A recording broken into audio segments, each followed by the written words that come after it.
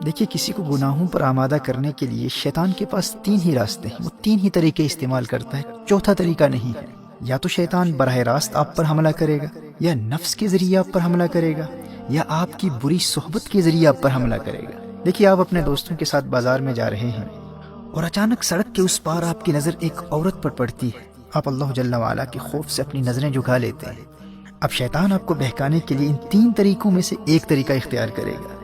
یا تو آپ پر وہ خود براہ راست حملہ کرے گا، آپ سے بار بار کہے گا کہ کوئی بات نہیں، ایک مرتبہ پھر دیکھ لے، تجھے اس کے حسن کا اندازہ ہی نہیں ہے، ایک مرتبہ دیکھ لے، دیکھ وہ تیری طرف دیکھ بھی رہی ہے۔ اب اگر آپ کا ایمان مضبوط ہے تو آپ اعوذ باللہ پڑھ کر اور لا حول ولا قوت الا باللہ العلی العظیم پڑھ کر ان برے خیالات کو دور کر دیں گے۔ اور شیطان ان خیالات کے ذریعے ہی آپ پر حملہ کیا کرتا ہے، جسمانی طور پر اپنے ہاتھوں سے وہ آپ کا چہرہ اس لڑکی کی طرف پھیر کر آپ کو مجبور نہیں کر سکتا۔ اور شیطان کا دوسرا طریقہ کیا ہے؟ شیطان آپ کے نفس کے ذریعے آپ کو بہکانے کی کوشش کرے گا، لیکن اگر آپ نے اپنے نفس کو پہلے سے ہی قابو میں رکھا ہوا ہے تو اب شیطان کے پاس ایک ہی راستہ بچتا ہے، اب وہ آپ کی بری صحبت کو استعمال کرے گا، آپ کے کسی روحانی طور پر کمزور دوست کو تلاش کرے گا، اسے کہے گا کہ وہ آپ کو اس گناہ کی طرف راغب کرے۔ اب اگر آپ گنہگاروں کی صحبت میں رہتے ہیں تو آپ کتنے بھی مضبوط ہوں، آپ نے شیطان کے حملے کے 2 راستوں کو بند کر دیا، لیکن یہ تیسرا راستہ کھلا ہے۔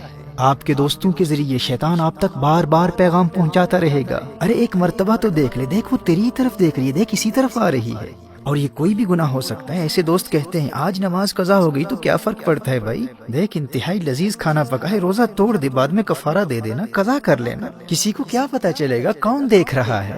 اچھا آج سگریٹ پی لے، ڈرگز لے لے، کسی کو دھوکہ دے دے، جھوٹ بول لے، غیبت کر لے، والدین کی ہر بات ماننا ضروری نہیں ہوتا، اب تو بڑا ہو گیا ہے، بچہ نہیں ہے، مجھے بھی اپنے والدین سے بہت محبت ہے لیکن میں ان کی ہر بات تھوڑی نہ مانتا ہوں۔ اچھا آج چلتے ہیں، آج مووی دیکھ لیتے ہیں۔ اچھا تو مجھے مل نہیں سکتا تو کوئی بات نہیں، میں تجھے لنک بھیج دیتا ہوں لیکن مووی دیکھنا ضرور۔ تو بری صحبت کے ذریعے آپ گناہوں میں مبتلا ہو جائیں گے۔ شیطان آپ کے ارد گرد برے دوستوں کو تلاش کرتا رہتا ہے، اور اگر آپ کا کوئی برا دوست ہی نہیں ہے تو شیطان ہار جائے گا، آپ جیت جائیں گے۔ محترم احبہ، آپ کے لیے خوشخبری یہ ہے کہ رمضان المبارک میں اگر حالت ایمان میں آپ صرف اس ایک دشمن سے بچتے رہے نا، بری صحبت سے خود کو بچا لیا، تو اللہ جل وعلا آپ کو گناہوں سے پاک بھی کر دے گا اور جنت بھی عطا کر دے گا۔ نبی کریم صلی اللہ علیہ وآلہ وسلم نے ارشاد فرمایا، رمضان میں شیطان کو قید کر دیا جاتا ہے، صفدت الشیاطین، آپ کا پہلا بڑا دشمن بند ہے، شیطان خود بے بس ہے، وہ کچھ بھی نہیں کر سکتا، اور دوسرا دشمن آپ کا نفس ہے، نفس۔ نبی کریم صلی اللہ علیہ وآلہ وسلم نے نفس کو قابو کرنے کا جو طریقہ بتایا ہے وہ بھوک اور پیاس ہے، وہ روزہ ہے۔ دیکھیے ماہ رمضان میں اگر آپ سحری اور افطار کے وقت زیادہ کھانا نہیں کھاتے، بہت زیادہ پیٹ بھر کر کھانا نہیں کھاتے، تو آپ کا نفس بالکل کنٹرول میں رہے گا، دونوں دشمن قید ہیں۔ اب اگر آپ مغفرت چاہتے ہیں، جنت میں جانا چاہتے ہیں، تو ماہ رمضان میں صرف اس ایک دشمن سے اپنے آپ کو بچا لیں۔ گناہوں کی طرف راغب کرنے والے، گناہوں کی دعوت دینے والے ہر دوست سے رابطہ مکمل طور پر منقطع کر دیں۔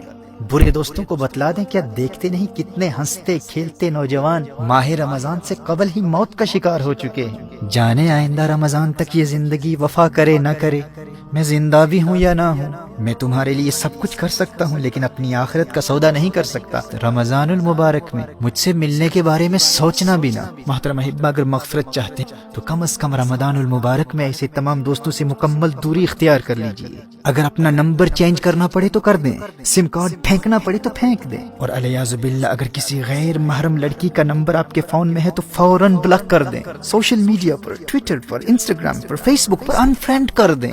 شیطان کے براہ راست حملوں کا سلسلہ بند ہے، اور بھوک اور پیاس کے ذریعے، روزے کے ذریعے نفس بھی قابو میں، بس ایک ہی راستہ کھلا ہے، وہ بری صحبت کا ہے۔ میں دعوے سے کہہ سکتا ہوں میرے دوست، اگر تو نے صرف اس ایک دشمن کا راستہ بند کر دیا تو رمضان المبارک تجھے جنتی بنا دے گا۔ شیطان کے پاس فقط 3 ہتھیار ہیں، 2 بند ہیں، ایک کو تو نے بند کرنا ہے۔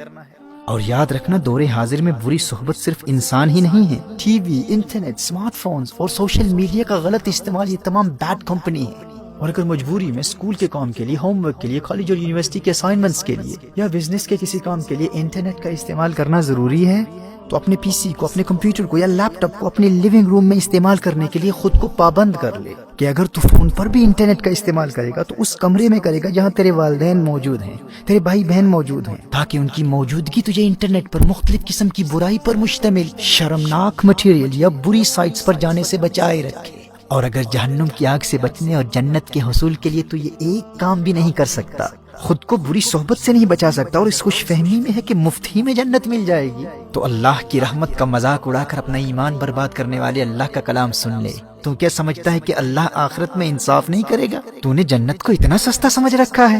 اللہ قرآن میں ارشاد فرماتا ہے، ام حسب الذین اجترحوا السیئات ان نجعلهم كالذین آمنوا وعملوا الصالحات سواء محیاهم ومماتهم ساء ما يحکمون۔ سورہ جاسیہ میں ارشاد فرمایا، کیا جنہوں نے برائیوں کا ارتکاب کیا یہ سمجھتے ہیں کہ ہم انہیں ان جیسا کر دیں گے جو ایمان لائے اور اچھے کام کیے؟ یعنی جو جنت نیک لوگوں کے لیے، وہ جنت یوں ہی مفت میں بے ایمانوں اور گنہگاروں کو بھی عطا کر دے۔ فرمایا ساء ما یحکمون، کیا ہی برا حکم لگاتے ہیں۔ میرے دوست ہوش کے ناخن لے، قدر کر تو اللہ کے اس پیارے مہمان کی کہ اس نے تیرے لیے کامیابی کا راستہ کتنا آسان کر دیا ہے۔ دونوں جہانوں کی کامیابی کے لیے اس میں تو نے فقط ایک دشمن کا مقابلہ کرنا ہے، تو نے صرف بری صحبت سے بچنا ہے۔